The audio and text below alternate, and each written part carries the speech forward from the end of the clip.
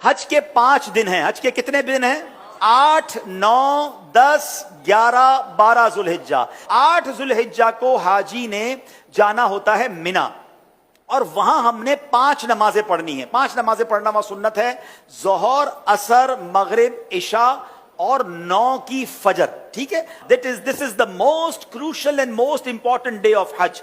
हज का सबसे अहम दिन जो है वो 9 जुल्हिज्जा है। यानी अगर कोई आपसे सवाल करे हज किस दिन होता है, तो हज 9 जुल्हिज्जा को होता है, क्योंकि उस दिन यौमे अरफा है। ये हज का रुकने आजम है, सबसे मेन दिन है जो हज का, वो 9 जुल्हिज्जा है। यानी कोई अरफात नहीं गया तो उसका हज ही नहीं होगा ना।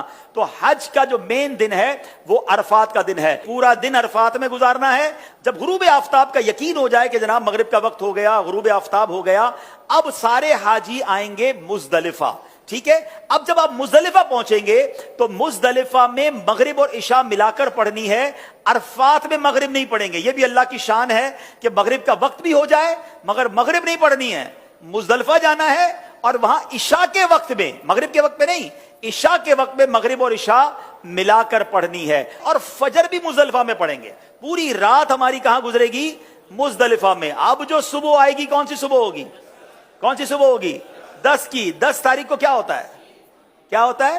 हाँ, सारी दुनिया बकरा ईद मनाती है, मगर खुदा की कसम जो आज ही ईद मनाता है ना, मैला कुचैला है, बाल बिखरे हुए हैं, मतलब नींद भी नहीं हुई है, मगर खुदा की कसम वो जो ईद का मजा है, वो जो थकन का मजा है, वो जो सुरूर है, वो दुनिया की किसी और चीज में नहीं है। अल्लाह हमें हर साल ऐसी ईद नसीब फरमाए। अब रात को कंकरियां ढूंढ लेनी है। अब 10 जुल्हिज्जा को 3 काम करने, इसकी रूटीन याद कर लें। 10 जुल्हिज्जा का पहला काम होगा शैतान को कंकरी मारना। पहला काम क्या है?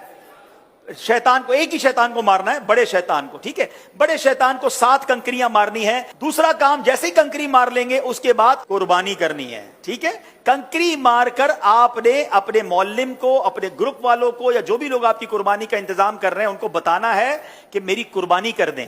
जैसे ही आपको कंफर्मेशन हो जाए कि आपकी हज की कुर्बानी हो गई है, उससे पहले नहीं, कंफर्मेशन हो जाए, उसके बाद आपने सर के बाल उतार देने हैं, या कसर कराना है या हलक करवाना है। इस्लामी बहनों ने तो कसर ही करना है।